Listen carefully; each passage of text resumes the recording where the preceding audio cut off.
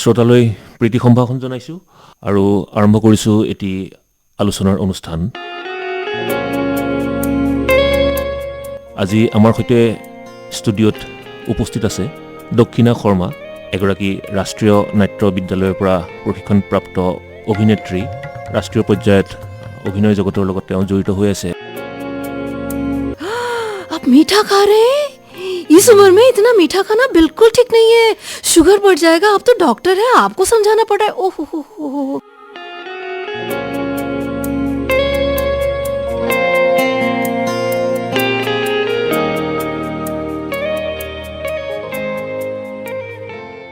গতিকে তেওঁ যিহেতু নগাঁৱৰে, গতিকে আপোনাক আমাৰ অনুষ্ঠানৰ মাজলৈ স্বাগতম জনাইছোঁ। নমস্কাৰ, ধন্যবাদ। হয়, আপুনি প্ৰথমতে ৰাষ্ট্ৰীয় নাট্য বিদ্যালয়ত শিক্ষা গ্ৰহণ কৰিছিলে প্ৰথম অৱস্থাত। তাৰ পিছৰ পৰ্যায়ত আপুনি এতিয়া ৰাষ্ট্ৰীয় নাট্য বিদ্যালয়ৰ এগৰাকী প্ৰশিক্ষক হিচাপে আপুনি জড়িত হৈ আছে। সাধাৰণতে দেখা যায় যে অসমৰ পৰা বা নগাঁৱৰ পৰাই এই ক্ষেত্ৰত খুব কম সংখ্যক, সীমিত সংখ্যক আমাৰ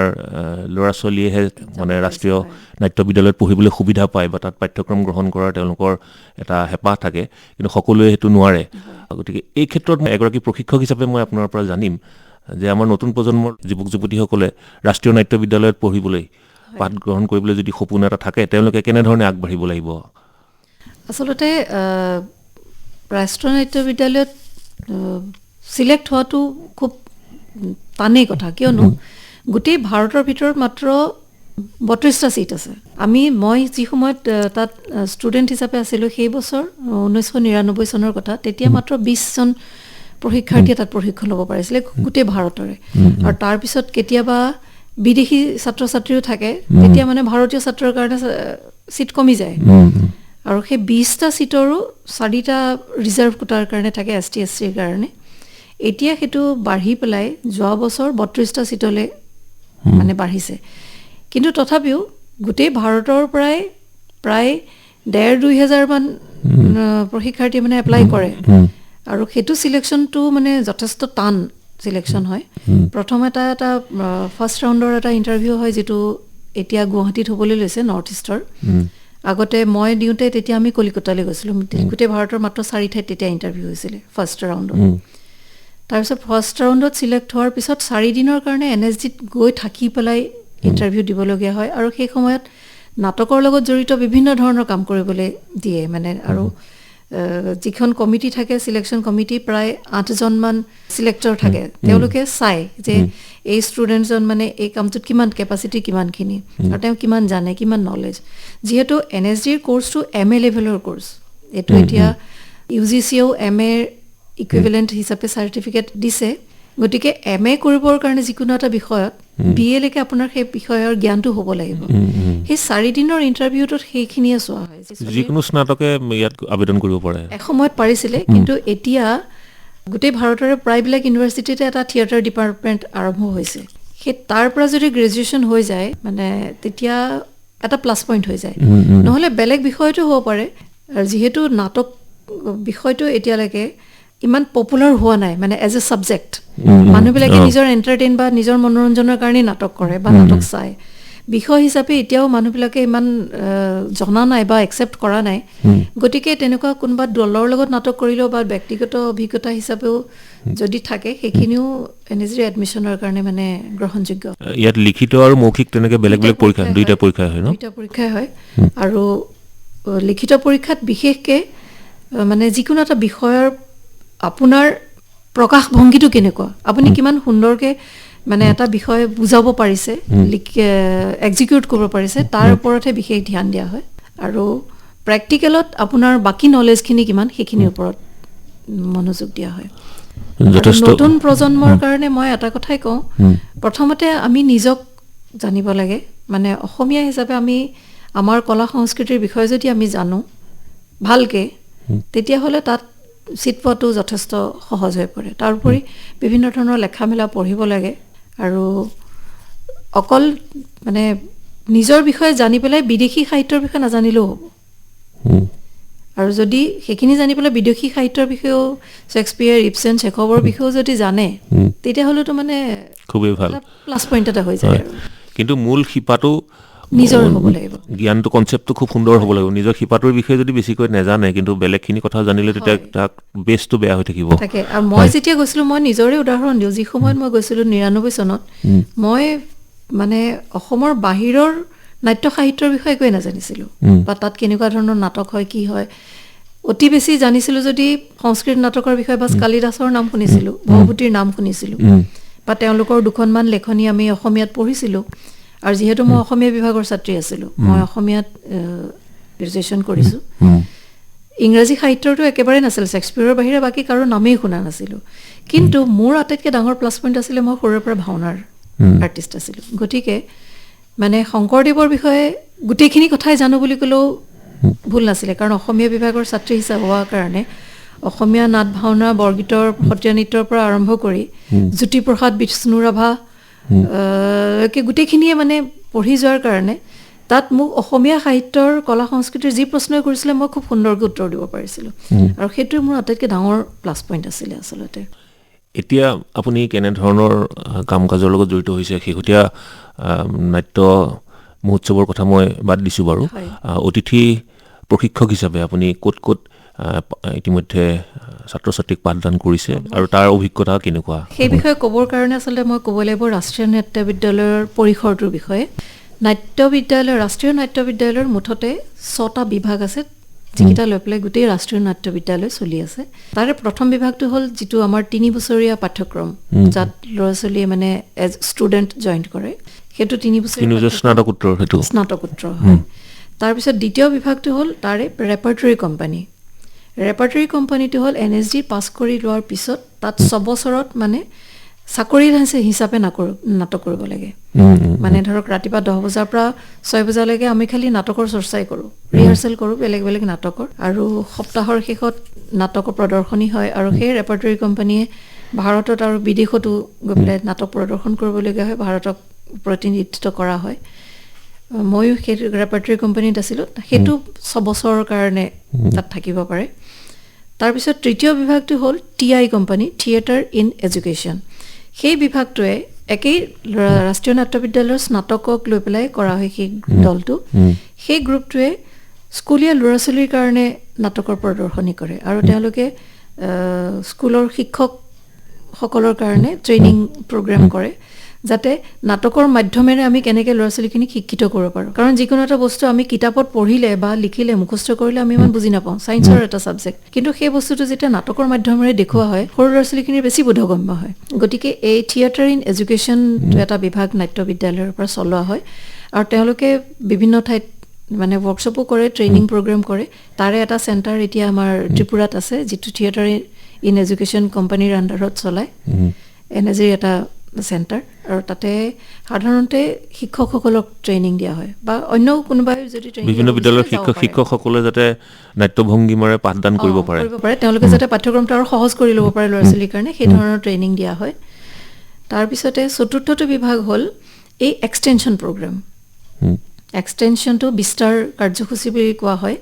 NSDয়ে কিছুমান ৱৰ্কশ্বপ আয়োজন কৰে যিহেতু মই কৈছোঁ যে ইয়াত NSDৰ চিট খুব কম বহুত ল'ৰা ছোৱালী এনেকুৱা ইচ্ছা থাকে শিকিবলৈ কিন্তু শিকিব নোৱাৰেগৈ তাত এডমিশ্যন ল'ব নোৱাৰে সেই তেওঁলোকক প্ৰশিক্ষণ দিব পাৰিবলৈ মানে প্ৰশিক্ষণ দিবলৈ NSDয়ে কিছুমান ৱৰ্কশ্বপ অৰ্গেনাইজ কৰে গোটেই ভাৰতত বিভিন্ন ঠাইত তাৰ স্থানীয় কোনোবা সমূহক লৈ পেলাই সহায় হিচাপে লৈ বা কেতিয়াবা প্ৰশাসনক সহযোগ কৰে সেই তেতিয়া এমাহৰ বা 20 দিনৰ বা 45 দিনৰ তেনেকুৱা ট্ৰেইনিং প্ৰগ্ৰেম হয় ৱৰ্কশ্বপ হয় মই সেই বিভাগটোৰ লগত জড়িত হৈ আছোঁ মোক NSDয়ে বিভিন্ন ঠাইত ৱৰ্কশ্বপৰ ক্লাছ কৰিবৰ কাৰণে পঠিয়ায় তাৰপিছত লগতে বাকী দুটা বিভাগৰ কথাও কওঁ পঞ্চম বিভাগটো হ'ল NSDৰ পাব্লিকেশ্যন NSDৰ এটা নিজা প্ৰকাশন বিভাগ আছে তেওঁলোকে বিভিন্ন ধৰণৰ নাটকৰ বিষয়ক কিতাপ প্ৰকাশ কৰে নাটক প্ৰকাশ কৰে আৰু ষষ্ঠ বিভাগটো হ'ল এই মহোৎসৱ বিভিন্ন ধৰণৰ নাটকৰ মহোৎসৱ NSDয়ে আয়োজন কৰে তাৰ ভিতৰত সৰ্ববৃহৎ যিটো উৎসৱ হ'ল এইটো ভাৰত ৰংগ মহোৎসৱ যিটো এতিয়া পৃথিৱীৰ ভিতৰতে সৰ্ববৃহৎ নাট্য মহোৎসৱ হিচাপে মানে পৰিগণিত হৈছে য'ত ভাৰতৰ আৰু লগতে বিদেশৰ নাটকো প্ৰদৰ্শিত হয় আৰু এইবাৰ ৰূপালী জয়ন্তী বৰ্ষ হিচাপে ভাৰতৰ কিছুমান নাটক চিলেক্ট কৰি বিদেশলৈকো পঠিওৱাৰ ব্যৱস্থা কৰা হৈছে এতিয়া এক্সটেনশ্যন প্ৰগ্ৰেমত মই সাধাৰণতে ক্লাছ কৰোঁ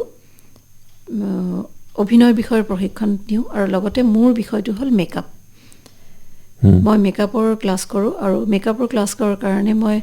মধ্যপ্ৰদেশ স্কুল অফ ড্ৰামাত তাতো মই ক্লাছ কৰিছোঁ তাৰপিছতে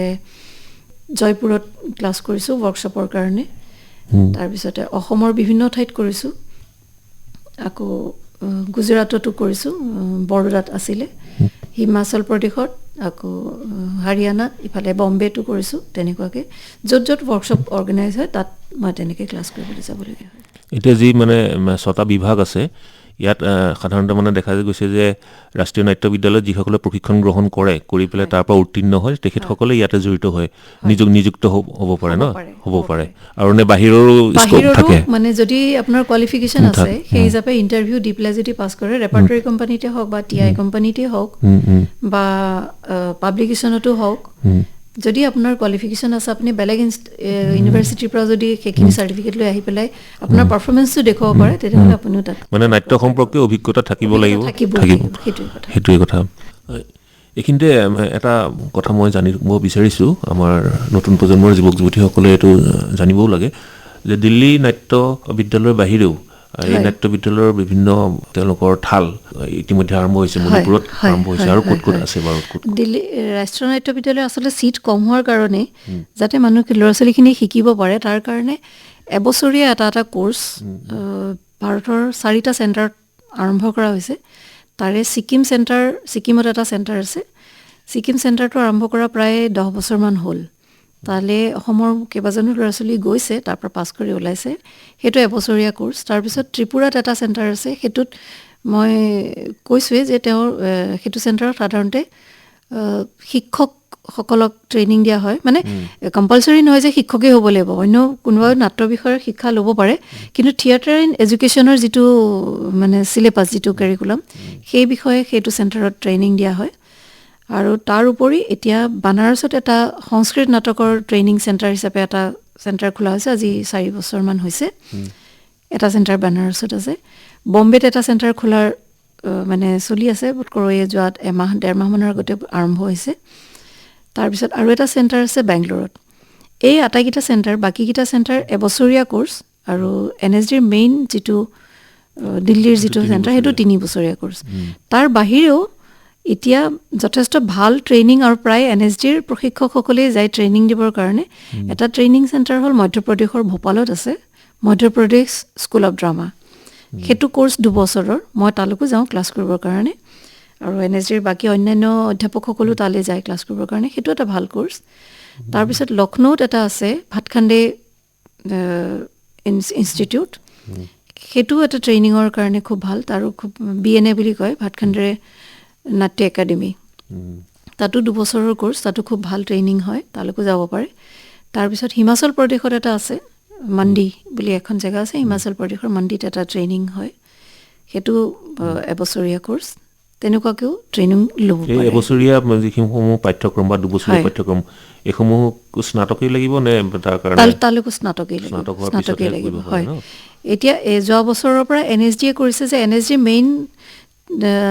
কোৰ্চটোৰ কাৰণে যিসকলে এপ্লাই কৰে তাত যদি তেওঁলোকে কিবা কাৰণত চিট নাপালে তেতিয়া তেওঁলোকক এইকেইটা চেণ্টাৰলৈ তাৰমানে সুবিধা এটা দিয়া হ'ব আৰু তেনেকুৱা এটা ব্যৱস্থা এতিয়া আপোনাৰ মই যাত্ৰাটোৰ বিষয়ে অকণ সুধো প্ৰথমৰ পৰা আপুনি যিহেতু নগাঁৱৰ আপুনি প্ৰথমে আপুনি কেনেধৰণে মনলৈ আপোনাৰ কথাটো আহিলে যে মই ৰাষ্ট্ৰীয় নাট্য বিদ্যালয়ত পঢ়িব লাগিব বা তালৈ যাম এই চিন্তাটো কেনেধৰণে আপোনাৰ মনলৈ আহিল আৰু কেনেধৰণে আপুনি এইটো বাস্তৱায়িত কৰিলে এই প্ৰক্ৰিয়াটো সৰুৰে পৰা মই সত্ৰাদিত্য অংকীয়া ভাওনা বৰগীতৰ ছাত্ৰী আছিলোঁ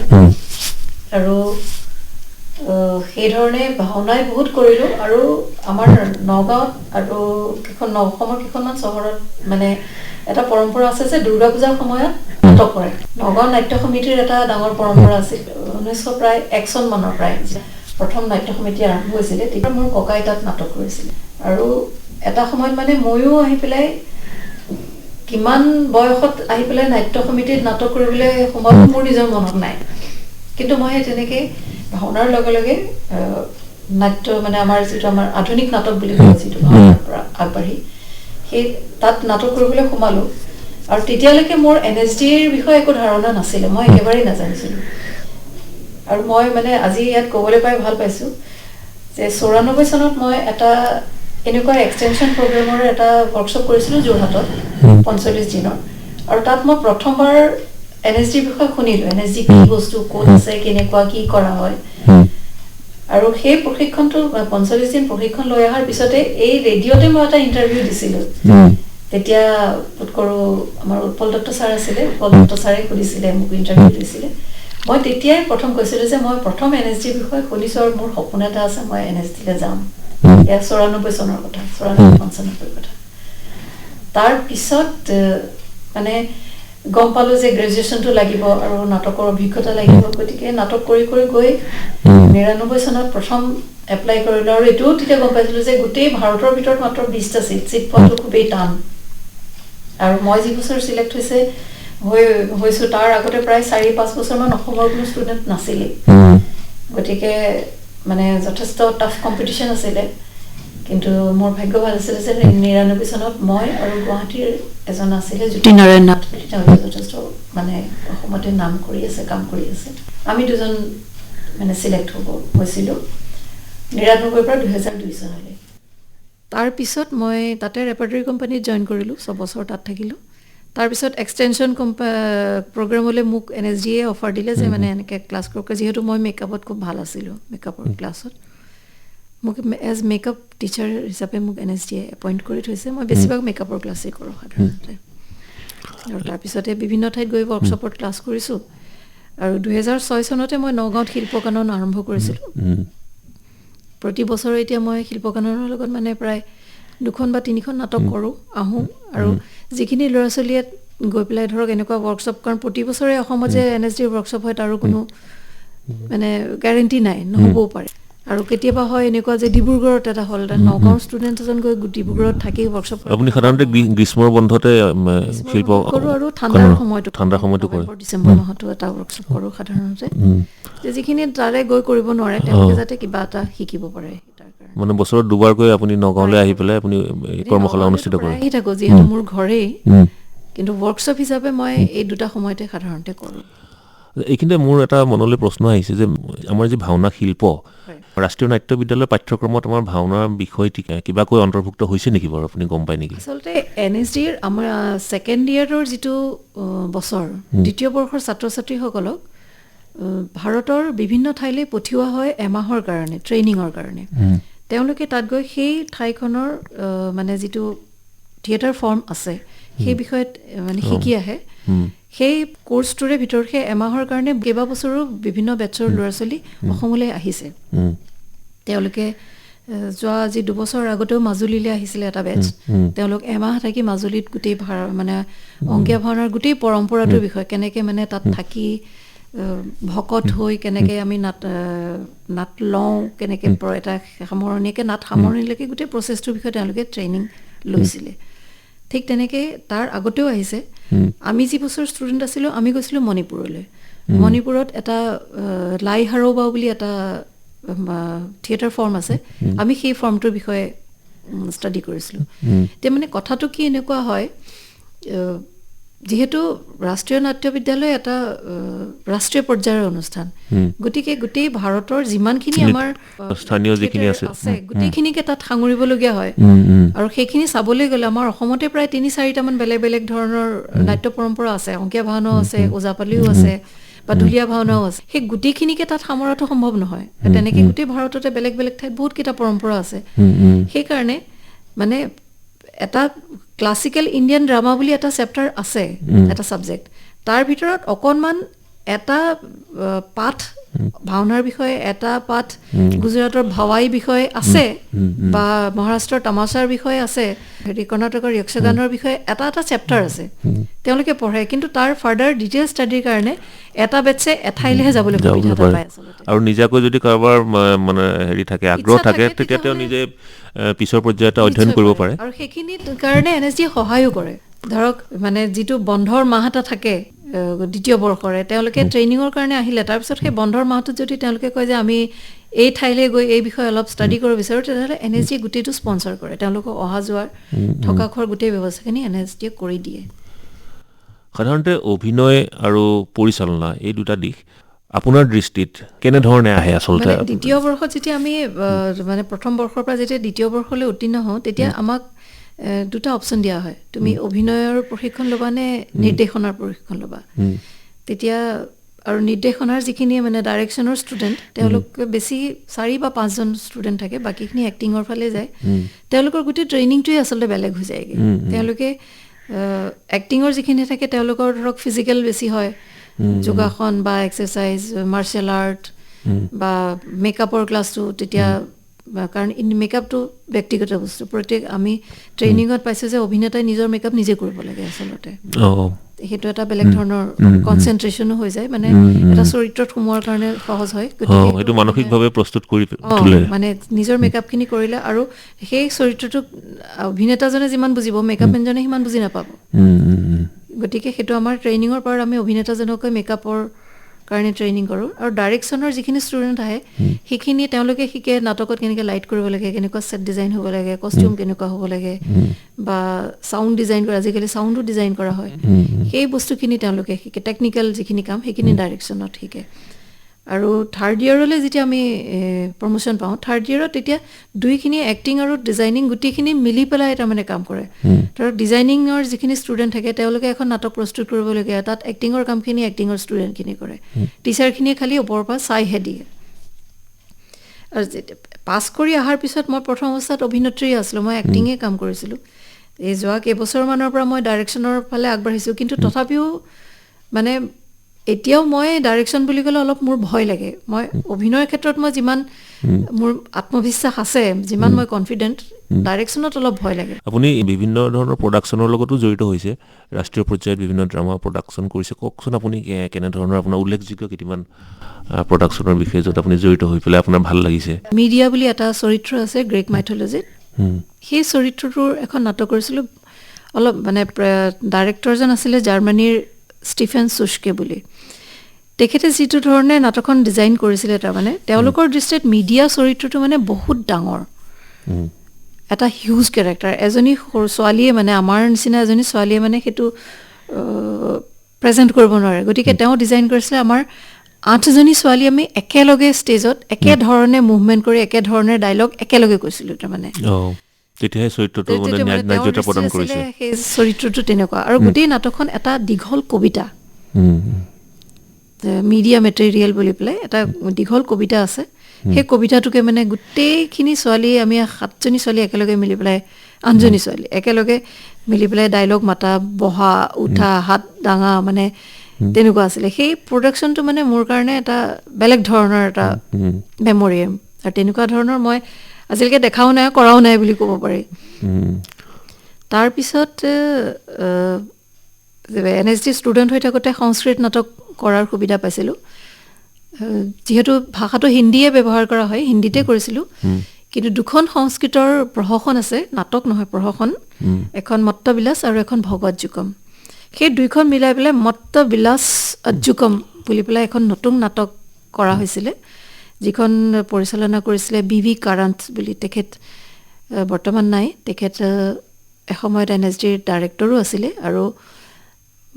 কৰ্ণাটকৰ মানে এজন বহুত জনা শুনা মানে অভিজ্ঞ ব্যক্তি আছিলে তেখেত BV কাৰান্ত তেওঁ পদ্মশ্ৰীও পাইছে বোধ কৰোঁ এই BV কাৰান্তৰ ডাইৰেকশ্যনত সেইখন নাটক কৰিছিলোঁ মিউজিকেল যিহেতু মই মানে গানো গাইছিলোঁ মই ইয়াত আগতে ৰেডিঅ'ত আপুনি আকাশবাণী নগৰত প্ৰথম আপুনি বৰগীত পৰিৱেশন কৰিছিলে সম্ভৱ তেতিয়া 94 চনমানতে মই বৰগীতৰ মানে আৰ্টিষ্ট আছিলোঁ ইয়াত আৰু গান গোৱাৰ কাৰণে মানে সেই নাটকখনত এটা বহুত ডাঙৰ প্লাছ পইণ্ট এটা হৈছিলে মানে মিউজিকেল হোৱাৰ কাৰণে গোটেই গানৰ পাৰ্টখিনি মানে মই কৰিছিলোঁ আৰু আমাৰ বেটছতে আমাৰ লগত মণিপুৰৰ এজনী ছোৱালী আছিলে তাইও খুব ভাল গান গাইছিলে গানত মানে আমি দুজনীয়ে বহুত লিড লৈ পেলাই সেই প্ৰডাকশ্যন কৰিছিলোঁ সেই নাটকখন মোৰ মানে মেমৰিত থকা এখন ভাল নাটক তাৰপিছত থাৰ্ড ইয়েৰত আমাৰ যিটো কোৰ্চ তাত ৱেষ্টাৰ্ণ ড্ৰামালৈ আগবঢ়া হয় আৰু থাৰ্ড ইয়েৰত এতিয়া আমি কৰিছিলোঁ এখন নাটক এন ইন্সপেক্টৰ কলছ JB প্ৰেছলিৰ লিখা নাটক আৰু সেই নাটকখন তাৰপিছতে আমি কলেজত পঢ়াৰ সময়ত এইখন আমাৰ কোৰ্চত আছিলে ইংৰাজীৰ চিলেবাছত আছিলে গতিকে নাটকখন মানে তেতিয়াই অলপ ছাছপেন্স কাহিনীৰ কাৰণে আগ্ৰহ এটা আছিলে থাৰ্ড ইয়েৰৰ ষ্টুডেণ্ট হোৱাত NSDত সেইখন নাটকতে অভিনয় কৰিবলৈ সুযোগ পোৱাত আৰু এটা অলপ মানে ভাল লাগিলে আৰু এটা কিউৰিঅচিটিও বাঢ়িলে আৰু তেতিয়াই ভাবিলোঁ এখন নাটকত অসমতো কৰিব পাৰিলে খুবেই ভাল কিন্তু সময় সুবিধা তেনেকৈ পোৱা নাছিলোঁ স্ক্ৰিপ্টটো আৰু অসমীয়াত ট্ৰান্সলেট কৰা তেনেকুৱাও পোৱা নাছিলোঁ তাৰপিছত যোৱা 17-18 চনমানত মই গম পালোঁ এই নাটকখন ভৱেন্দ্ৰনাথ শইকীয়া ছাৰে অসমীয়ালৈ অনুবাদ কৰিছিলে তদন্ত নামেৰে তেতিয়া অকণমান মনলৈ সাহ আহিলে যে কৰিব পৰা যাব শইকীয়া ছাৰৰ ট্ৰান্সলেশ্যন মানে খুবেই ভাল হ'ব নিশ্চয় আৰু মই বিচাৰি আনি পঢ়ি চাই খুবেই ভাল লাগিলে তাৰপিছতে আমি শিল্পকাননৰ ফালৰ পৰা সেইখন নাটক তদন্ত নামেৰে কৰিছিলোঁ মই নিৰ্দেশন কৰিছিলোঁ আৰু দুৰ্ভাগ্যক্ৰমে তাৰমানে মই তাত অভিনয় কৰিবলগীয়া হৈছিল কাৰণ যিগৰাকী অভিনেত্ৰীক আমি লৈছিলোঁ তেওঁৰ অসুবিধাৰ কাৰণে তেওঁ কৰিব নোৱাৰিলে এটা শ্ব'ই কৰিলে মাত্ৰ আৰু সেইখন নাটক ভাৰতৰ মহোৎসৱতো মই কৰিছিলোঁ তেতিয়া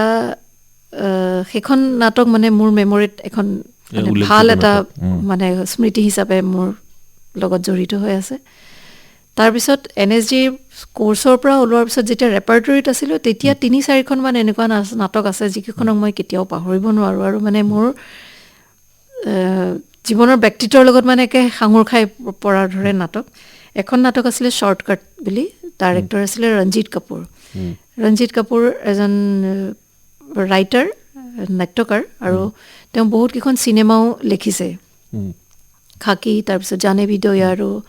লগতে আৰু কেইবাখনো তেনেকুৱা চিনেমা তেওঁ লিখিছে 12 এংগ্ৰি য়াং মেন তেওঁ হিন্দীলৈ অনুবাদ কৰিছিলে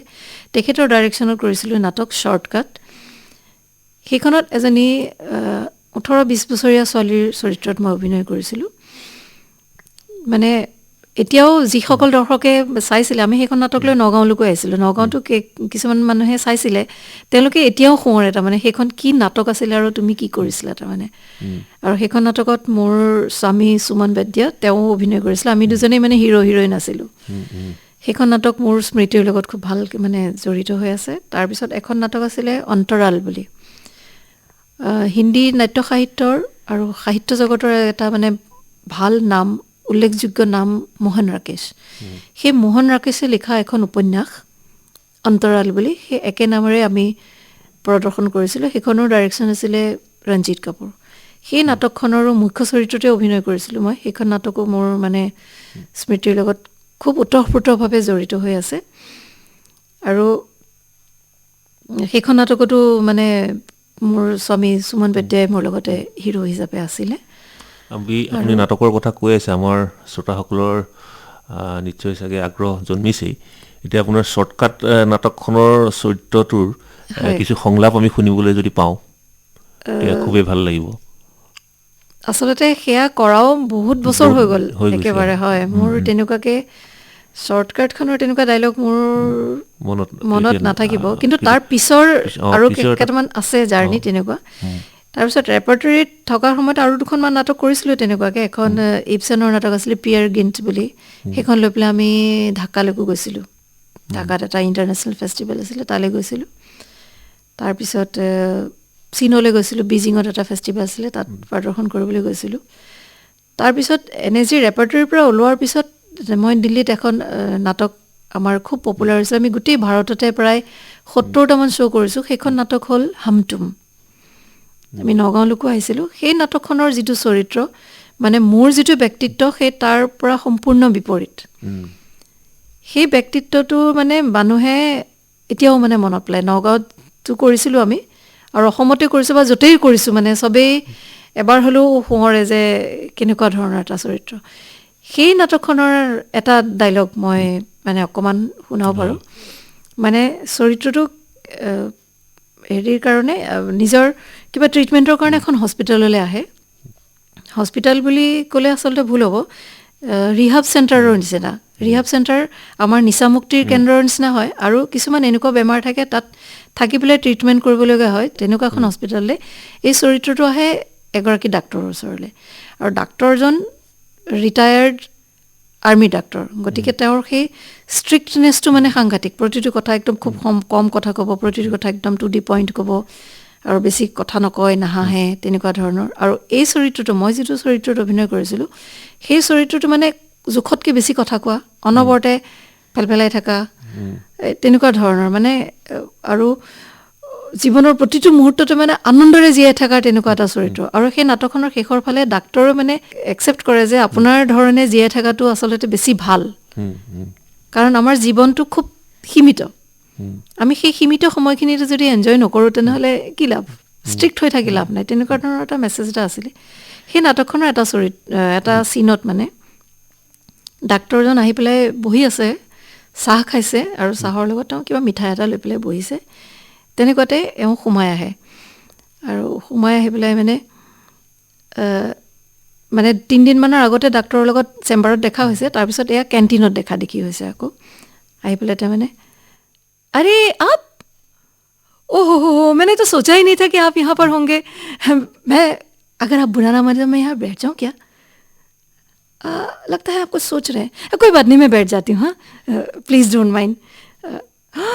आप मीठा खा रहे हैं इस उम्र में इतना मीठा खाना बिल्कुल ठीक नहीं है शुगर बढ़ जाएगा आप तो डॉक्टर हैं आपको समझाना पड़ा है ओहो हो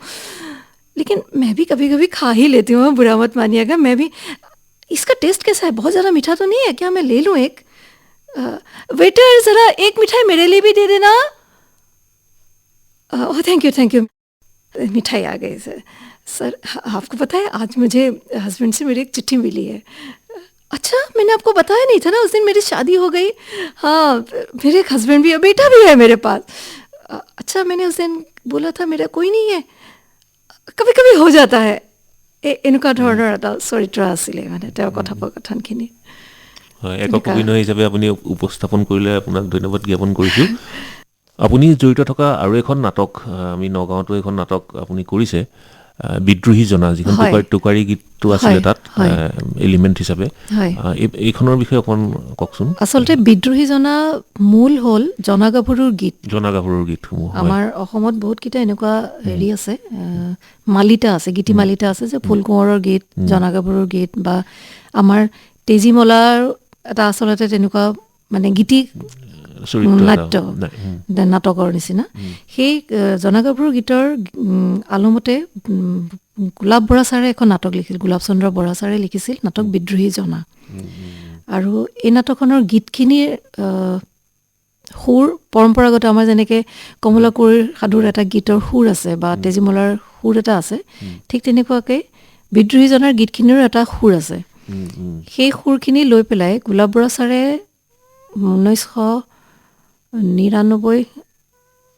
1990 চনমানত এখন নাটক নগাঁৱত কৰিছিলে তেতিয়া মই এটা সেই গীতখিনিত জড়িত হৈ আছিলোঁ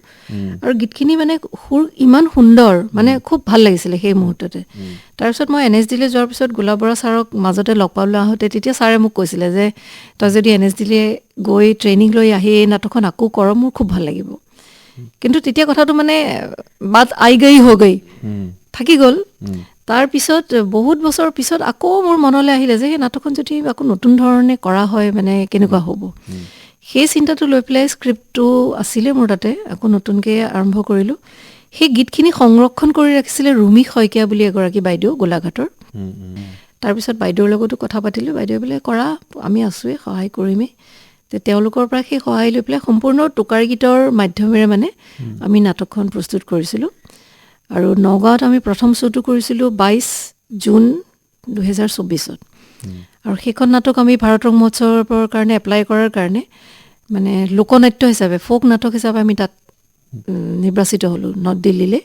আৰু যোৱা বছৰ 2025 জানুৱাৰী মাহত আমি এইখন নাটক দিল্লীত মঞ্চস্থ কৰিছিলোঁ আৰু ইয়াৰ আগলৈকে তাৰমানে কি হয় ভাৰতৰ বিভিন্ন ঠাইত অসমৰ লোকনাট্য বুলি ক'লে হয় ভাওনাৰ কথা ভাবে আৰু লোকনৃত্য হ'ল নৃত্য মানে বিহু তাৰ বাহিৰে অন্য কিবা আছে বুলি মানুহে নাজানেই আচলতে সেইকাৰণে দিল্লীত যেতিয়া আমি এখন টোকালী গীতৰ মাধ্যমেৰে লোকনাট্য প্ৰদৰ্শন কৰিলোঁ তাৰ দৰ্শকখিনি মানে অদ্ভুত কিবা বস্তু এটা দেখাৰ নিচিনা পাইছে খুবেই ভাল পাইছিলে আৰু তাৰ গীতখিনি সুৰখিনিও মানে শুনিলে এনেকুৱা লাগে আপুনি শুনিলে খুব ভাল লাগিব আপোনাৰ মানে কেনেকুৱা আৰম্ভণিটো সৰস্বতী বন্দনাৰে আৰম্ভ হয় আই সৰস্বতী ৰং ফুল মালতী তোমালৈ মানি যাওঁ পাৰ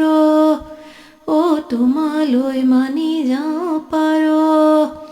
পাহৰা নামকে সোঁৱৰণ কৰিবা যেনে উজনি আনাৰ পাহৰা নামকে সোঁৱৰণ কৰিবা যেনে উজনিয়ানাৰ জেঠতে ৰৈ যাম খুন্দা কলে জুপি কেতিয়া মেলিব থোৰ কেতিয়া মেলিব থোৰ গধূলি পৰতে বন্তিৰ পোহৰত নামৰে মেলিছো মোৰ গধূলি পৰতে বন্তিৰ পোহৰত নামৰে মেলিছো মোৰ। এইখিনিতে এটা প্ৰসংগ উত্থাপন হৈছে আপোনাৰ স্বামীৰ বিষয়ে। স্বামীৰ কথা আপুনি কৈছে, তেওঁ ৰাষ্ট্ৰীয় নাট্য বিদ্যালয়ৰ প্ৰশিক্ষণপ্ৰাপ্ত। আপোনালোকে দুয়োগৰাকীয়ে একেলগে কাম কৰিছে আগতে। ভৱিষ্যতে আৰু কি কি কাম কৰিব বিচাৰিব, পৰিকল্পনা আছে নেকি, বা আগতে কি কি কৰিছিলে অকণমান জানিলে ভাল হ'ব। মোৰ স্বামী সুমন বৈদ্য, তেওঁ অৰিজিনেল মানুহ নাইনিতালৰ,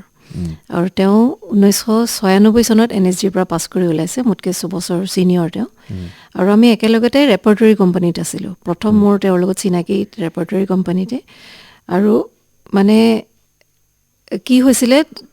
প্ৰায় ৰেপাৰ্টৰী কোম্পানীত আমি যিমানখিনি নাটক কৰিলোঁ, প্ৰায়কেইখন নাটকতে মানে ডাইৰেক্টৰ বাহিৰৰ পৰা আহে, তেওঁলোকে নজনাকৈ আমাৰ দুইজনকে হিৰো হিৰইন কাষ্ট কৰি দিয়ে। আৰু তাৰ ফলত কি হয়, আমাৰ নাটকৰ ট্ৰেইনিং প্ৰচেছৰে মানে যেতিয়া আমি এখন নাটকত এটা চৰিত্ৰত কাষ্ট কৰি দিয়া হয়, তাৰপিছত আমি সেই চৰিত্ৰটোৰ ভিতৰ বাহিৰ গোটেইখিনি জানিবৰ কাৰণে আমি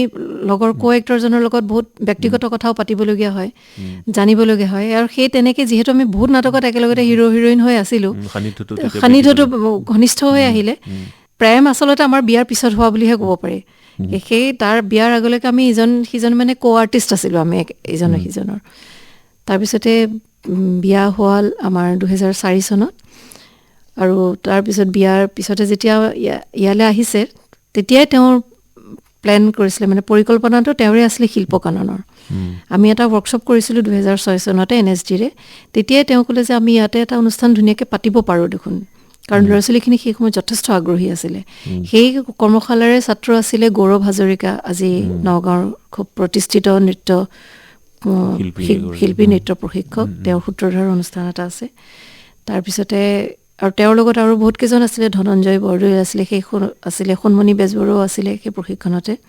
কৰ্মশালাতে। সেই গোটেইখিনি মিলি পেলাই আমি শিল্পকাননৰ জন্ম দিছিলোঁ। আৰু তাৰপিছতে এতিয়ালৈকে শিল্পকাননৰ যিখিনি কাম মই কৰি আছোঁ, মোৰ পিছত আচলতে বেকবোন হিচাপে তেওঁৱেই থিয় হৈ আছে, মোৰ স্বামী। আৰু বৰ্তমান মুহূৰ্তত তেওঁ ৰাষ্ট্ৰীয় নাট্য বিদ্যালয়ৰ এই যিটো মানে মহোৎসৱ বিভাগ আছে, ফেষ্টিভেল চেল, সেই ফেষ্টিভেল চেলৰ তেওঁৰ হেড। তেওঁৰ আণ্ডাৰতেই গোটেই মানে যিমানখিনি অকল ভাৰত ৰং মহোৎসৱ বুলিয়ে নহয়, তাৰ বাহিৰেও NSGত আৰু মাজে মাজে কিবা কিবি ফেষ্টিভেল হৈ থাকে সৰু সুৰাকৈ। আদি ৰং মহোৎসৱ হয় বা পূৰ্বোত্তৰ নাট্য মহোৎসৱ হয়, তেনেকুৱাকৈ সেই গোটেইখিনি ফেষ্টিভেল তেওঁৱে চোৱা চিতা কৰে। আৰু তেওঁৰো এটা সপোন আছে, মোৰো সপোন আছে, যে যিহেতু সেইটো চৰকাৰী চাকৰি, এটা বয়সৰ পিছত আপুনি ৰিটায়াৰমেণ্ট ল'বই লাগিব। ৰিটায়াৰমেণ্ট লোৱাৰ পিছত আমি নগাঁৱত শিল্পকাননৰ জৰিয়তে মানে কিবা এটা কৰিম, কিবা এটা ভাল কৰিম, নাটকৰ লগত জড়িত হৈ কিবা এটা কৰিম। কিন্তু কি কৰিমটো তাৰমানে এতিয়াও ছবিখন স্পষ্ট হৈ থকা নাই, কিন্তু নাটকৰ লগত জড়িত কিবা এটা কৰিম। আৰু মানে সৌভাগ্যবশতঃ মোৰ তেনেকুৱা মানে মাটিৰ সমস্যাটো নাই, যে আমাৰ নাট্য অনুষ্ঠানবিলাক বহুত আছে, কিন্তু তেওঁলোকৰ নিজাকৈ এটা ঘৰ নাই, নিজা মাটি নাই। মোৰ লগত সেইটো সমস্যা নাই, মোৰ নিজা ঘৰৰ মাটিয়ে মানে যথেষ্টখিনি আছে, যিখিনি মই এটা ভাগ শিল্পকাননক অলৰেডি মানে লিখি দিছোঁ, দান হিচাপে দিয়ে দিছোঁ। গতিকে আমি তাতেই কিবা এটা কৰিম, যিখিনি আমাৰ নতুন প্ৰজন্ম, নতুন ল'ৰা ছোৱালীখিনিয়ে যাতে শিকিব পাৰে, নাটক কৰিব পাৰে। বা আজিও এনেকুৱাও হৈছে, নগাঁৱত নাটকৰ কৰিবলৈ মানুহখিনিয়ে ইচ্ছা কৰে, কিন্তু ৰিহাৰ্চেল কৰিবলৈ জেগা এটা নাই। যিখিনি আছে বহুত পইচা দিবলগীয়া হয়। সেই তেনেকুৱা মানুহখিনিক আমি অতি কম খৰচতে ৰিহাৰ্চেল কৰিব পৰাকৈ শিল্পকাননৰ নিজা আমাৰ যিটো কেঁচা ঘৰ, তাতে আমি সুবিধা কৰি দিছোঁ। সেইটোও এটা সপোন আছে, যে অন্ততঃ একো কৰিব নোৱাৰিলেও যিখিনি আমাৰ নাট্যকৰ্মী আছে, সদায় লাগি আছে, তেওঁলোকক ৰিহাৰ্চেল কৰিবলৈ, সৰুকৈ কম খৰচত এখন নাটক মঞ্চস্থ কৰিবলৈ সুবিধা দিব পৰাকৈ আমি কিবা এটা কৰিম। সেইটো তেখেতৰো এটা সপোন আছে, মোৰো এটা সপোন আছে। আপোনাৰ এই প্ৰচেষ্টাৰ বাবে ধন্যবাদ জ্ঞাপন কৰিছোঁ, আৰু আপোনাক এই ক্ষেত্ৰত আপোনাৰ এই শিল্পকানন অনুষ্ঠানটিৰ উত্তৰোত্তৰ উন্নতি মই কামনা কৰিছোঁ। ধন্যবাদ। আপুনি বিভিন্ন সময়ত পুৰস্কাৰ লাভ কৰিবলৈ সক্ষম হৈছে, ৰাষ্ট্ৰীয় পৰ্যায়ত আপুনি পুৰস্কাৰ পাইছে। অকণমান যদি আমাৰ শ্ৰোতাসকলক আপুনি জনায়, কি কি পুৰস্কাৰ আপুনি লাভ কৰিছে? মানে NSGলৈ যোৱাৰ আগতে ইয়াত মই বহুত মানিক কম্পিটিশ্যন কৰিছিলোঁ, যিটো আমাৰ এটা পৰম্পৰা এটা আছে। আৰু সেই কম্পিটিশ্যনত জইন কৰাৰ পৰা মানে বেষ্ট এক্ট্ৰেছ পুৰস্কাৰ, শ্ৰেষ্ঠ অভিনেত্ৰী বহুত ঠাইতে পাইছোঁ। জ্যোতিপুৰুৰূপাৰ পৰা, তাৰপিছতে সূৰ্য বৰাৰ সোঁৱৰণী, তাৰপিছত নগাঁৱতো সেই সময়ত সুদৰ্শন ভিত্তিত কেইবাখনো কম্পিটিশ্যন হৈছিলে, তাত কেইবা ঠাইতো পাইছিলোঁ দ্বিতীয় শ্ৰেষ্ঠ অভিনেত্ৰী এনেকৈ। তাৰপিছত ৰাষ্ট্ৰীয় নাট্য বিদ্যালয়ত প্ৰশিক্ষণ লৈ থকা অৱস্থাত পুৰস্কাৰৰ কথা আচলতে নাহে, কাৰণ যিহেতু সেই সময়ত মানে ছাত্ৰী হিচাপে আছিলোঁ। ৰেপাৰ্টৰীত থকাটোত আমি যিখিনি প্ৰদৰ্শনী কৰোঁ তাতো পুৰস্কাৰ তেনেকৈ দিয়া নহয়। কিন্তু ৰেপাৰ্টৰীৰ পৰা ওলোৱাৰ পিছত 2008 চনৰ পৰা মই এটা অনুষ্ঠানৰ লগত দিল্লীতে জড়িত হৈ তেওঁলোকৰ লগত নাটক কৰি আছোঁ। আৰু এইখন নাটক, যিখন নাটকৰ সংলাপ মই শুনালোঁ, এই নাটকখনৰ অভিনয়ৰ বাবে মোক পুৰস্কাৰ দিয়া হৈছিলে। এটা প্ৰতিবিম্ব কলা দৰ্পণ বুলি এটা অনুষ্ঠান আছে, এটা ৰাষ্ট্ৰীয় পৰ্যায়ৰে অনুষ্ঠান কিন্তু ব্যক্তিগত অনুষ্ঠান। তেওঁলোকে মোক এটা পুৰস্কাৰ সন্মান দিছিলে যুৱ নাট্যকৰ্মী হিচাপে। তাৰপিছত 2010 চনত মোক সংগীত নাটক একাডেমীয়ে পুৰস্কাৰ দিছিলে, বিছমিল্লা খান যুৱ পুৰস্কাৰ, এই নাটকখনৰ অভিনয়ৰ বাবে। তাৰপিছতে তেনেকৈ আৰু